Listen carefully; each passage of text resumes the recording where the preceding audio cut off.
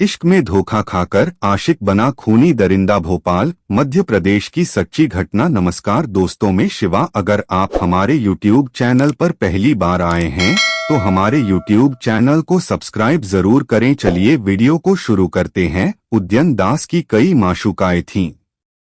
उनमें से एक थी कोलकाता की रहने वाली 26 साला आकांक्षा शर्मा। उसके पिता शिवेंद्र शर्मा पश्चिम बंगाल के बांकुरा जिले के एक बैंक में चीफ मैनेजर थे।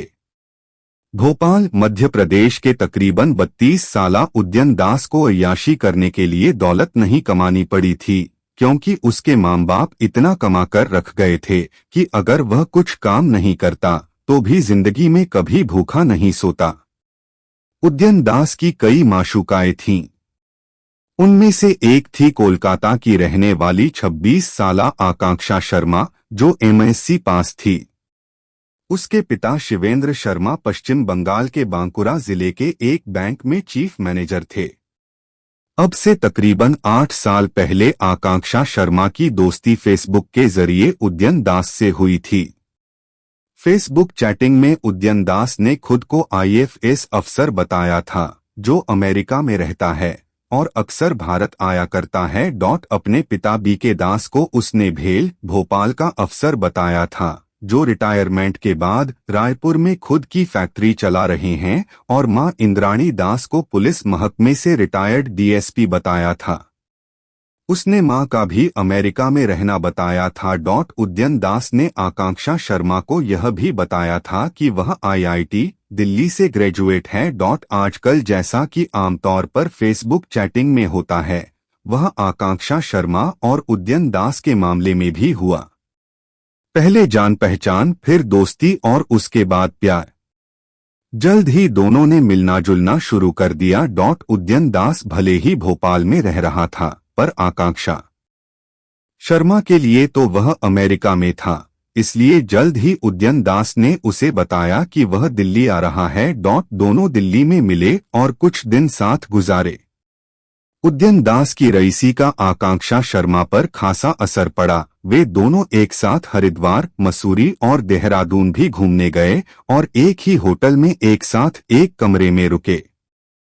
फिर उद्यन दास अमेरिका यानी भोपाल लौट गया, इस वादे के साथ कि जल्द ही वह फिर भारत आएगा, और अब वे दोनों भोपाल में मिलेंगे, जहां उसके 2 मकान हैं। उद्यन दास ने आकांक्षा शर्मा को बताया था कि उसका भोपाल वाला मकान काफी बड़ा है और उसका नीचे वाला हिस्सा किराए पर ब्रह्मकुमारी आश्रम को दे रखा है। इन 2 से 3 मुलाकातों में आकांक्षा शर्मा सोचने लगी कि उद्यन दास वैसा ही लड़का है जैसा वह चाहती थी। वह तो शादी के बाद अमेरिका में नौकरी करने के सपने देखने लगी थी, लिहाजा उन दोनों ने शादी करने का फैसला कर लिया। शादी, कत्ल और कब्र। एक दिन उद्यन दास ने आकांक्षा शर्मा को बताया कि उसका मन अब अमेरिका में नहीं लग रहा है और वह उससे शादी कर भोपाल में ही बस जाना चाहता है। इससे अमेरिका जाकर नौकरी करने की आकांक्षा शर्मा की ख्वाहिश मिट्टी में मिल गई, क्योंकि अब तक वह अपने घर वालों को बता चुकी थी कि वह नौकरी करने अमेरिका जा रही है। आकांक्षा शर्मा उद्यन दास को चाहने लगी थी, इसलिए राजी हो गई। आज नहीं तो कल उसे अमेरिका जाने का मौका मिल सकता है, इसलिए वह उद्यन की बताई तारीख पर बीते साल जून महीने में भोपाल आ गई। माँ बाप से हकीकत छिपाने के लिए उसने यह झूठ बोला कि वह नौकरी करने न्यूयॉर्क जा रही है। आकांक्षा शर्मा ने भोपाल के ही पिपलानी के काली बाड़ी मंदिर में उद्यन दास के साथ शादी भी कर ली। इस दौरान वह फोन पर घर वालों से भी बात करती रही, लेकिन खुद को अमेरिका में होने का झूठ बोलती रही। यह जून 2016 की बात है। कुछ दिन उद्यन दास के साथ बीवी की तरह गुजारने के बाद आकांक्षा शर्मा को मालूम हुआ कि उसके शौहर ने उससे कई झूठ बोले हैं, क्योंकि न तो वह कभी अपने माँ बाप से फोन पर बात करता था और न ही उनके बारे में पूछने पर कुछ बताता था। हद तो उस वक्त हो गई जब आकांक्षा शर्मा को यह पता चला कि उद्यन दास अव्वल दर्जे का नशेड़ी है और दूसरी कई लड़कियों से उसके नाजायज ताल्लुकात हैं। जुलाई 2016 तक तो आकांक्षा शर्मा ने अपने घर वालों से फोन पर बात की, लेकिन अब वह उनसे कम ही बात करती थी। लेकिन फिर धीरे धीरे वह एसएमएस के जरिए उनसे बात करने लगी थी। 14 जुलाई 2016 का दिन आकांक्षा शर्मा पर कहर बनकर टूटा। अगर उद्यन दास ने उससे कई झूठ बोले थे तो एक झूठ उसने भी उद्यन से बोला था। दरअसल आकांक्षा शर्मा का एक बॉयफ्रेंड और था जिसने उसके कुछ फोटो जो कम कपड़ों में थे व्हाट्सएप पर डाल दिए थे। ये फोटो उद्यन दास की निगाह में आए तो वह भड़क उठा। पूछने पर आकांक्षा ने कुछ सच्ची और कुछ झूठी बातें उसे बताईं तो उद्यन को लगा कि आकांक्षा ने उससे झूठ तो बोला ही है, साथ ही उसके नाजायज ताल्लुकात पुराने बॉयफ्रेंड से हैं और वह उसे पैसे भी देती रहती है। रात को लड़झगड़ कर आकांक्षा तो सो गई पर उद्यन की आंखों में नींद नहीं थी। साथ में सो रही बीवी उसे धोखेबाज लगने लगी थी। रात भर जागकर उद्यन दास आकांक्षा शर्मा के कत्ल की योजना बनाता रहा और सुबह के 5 बजते उसने उसकी हत्या भी कर डाली। उद्यन ने पहले गहरी नींद में सोती हुई आकांक्षा का चेहरा तकिए से दबाया। जब उसके मर जाने की पूरी तरह से तसल्ली हो गई तब तकिया हटाया और उसका गला घोंट डाला, जिससे आकांक्षा के गले की हड्डी चटक गई। अब समस्या आकांक्षा की लाश को ठिकाने लगाने की थी। सुबह नजदीक की दुकान से उद्यन दास ने 14 बोरी सीमेंट खरीदा और आकांक्षा की लाश एक पुराने बक्से में डाल दी और तकरीबन 10 बोरी सीमेंट घोलकर उसमें भर दिया, जिससे लाश जम जाए, बक्से से बदबू न आए, इसलिए उसके चारों तरफ उसने सैलो टेप लगा दी। दोपहर को उसने अपने एक पहचान वाले मिस्त्री रवि को बुलाया और कमरे में चबूतरा बनाने की बात कही। इस बाबत उद्यन ने बहाना यह बनाया कि वह मंदिर बनवाना चाहता है। रवि ने चबूतरा बनाने के लिए कमरा खोदा पर चूंकि उसके सामने लाश वाला बक्सा नहीं रखा जा सकता था, इसलिए उद्यन ने चतुराई से उसे बातों में उलझाया और तगड़ा मेहनताना देकर चलता कर दिया। इसके बाद उसने बक्सा गड्ढे में डाला और उस पर चबूतरा बना दिया। खूबसूरती बढ़ाने के लिए उस पर मार्बल भी जड़ दिया। यूं पकड़ा गया। आकांक्षा शर्मा के मां बाप बांकुरा में परेशान थे क्योंकि धीरे धीरे उनकी बेटी ने एसएमएस के जरिए भी बात करना कम कर दिया था। कुछ दिनों तक तो उन्होंने सब्र रखा, लेकिन किसी अनहोनी का शक उन्हें हुआ तो उन्होंने आकांक्षा की गुमशुदगी की रिपोर्ट पुलिस में दर्ज करा दी। बांकुरा क्राइम ब्रांच ने जब आकांक्षा के मोबाइल फोन की लोकेशन ट्रेस की तो वह साकेत नगर, भोपाल की निकली। आकांक्षा के पिता शिवेंद्र शर्मा भोपाल आए और उद्यन से मिले क्योंकि आकांक्षा उन्हें उसके बारे में पहले बता चुकी थी। उद्यन ने उन्हें गोलमोल बातें बनाते हुए चलता कर दिया कि आकांक्षा तो न्यूयॉर्क में नौकरी कर रही है। शिवेंद्र शर्मा के हाव भाव देखकर समझ तो गए कि दाल में कुछ काला जरूर है, पर कुछ कहने की हालत में नहीं थे। बांकुरा जाकर उन्होंने फिर पुलिस पर दबाव बनाया तो क्राइम ब्रांच के टीआई अमिताभ कुमार 30 जनवरी 2017 को अपनी टीम समेत भोपाल आए और गोविंदपुरा इलाके के सीएसपी वीरेंद्र कुमार मिश्रा से मिलकर उन्हें सारी बात बताई। इस पुलिस टीम के साथ आकांक्षा का छोटा भाई आयुष सत्यम भी था, जो बहन की चिंता में घुला जा रहा था। पुलिस वालों ने योजना बनाकर उद्यन की निगरानी की तो उसकी तमाम हरकतें रहस्यमय निकलीं।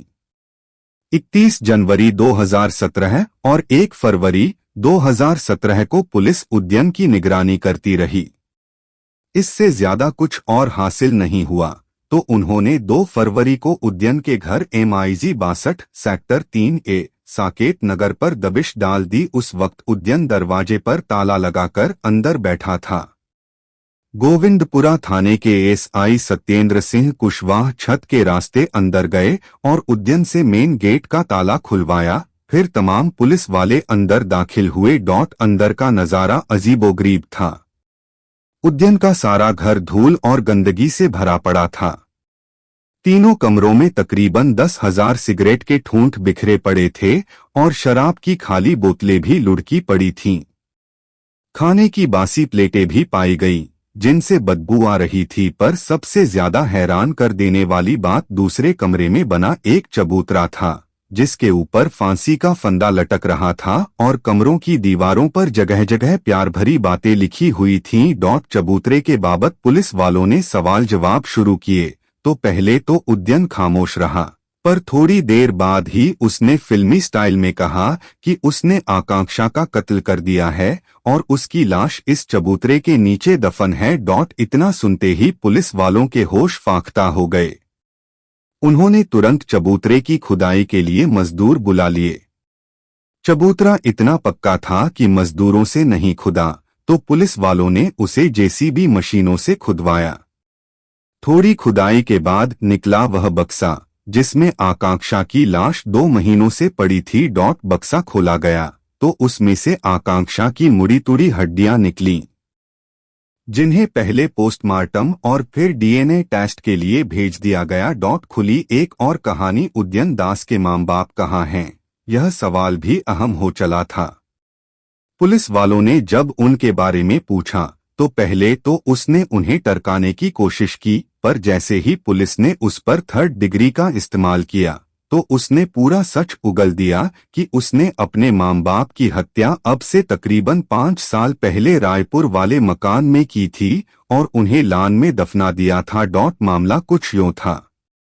भोपाल में जब उद्यन दास 7वीं जमात में था तब उसने एक दोस्त का स्कूल की दीवार पर सिर मार मार कर फोड़ दिया था।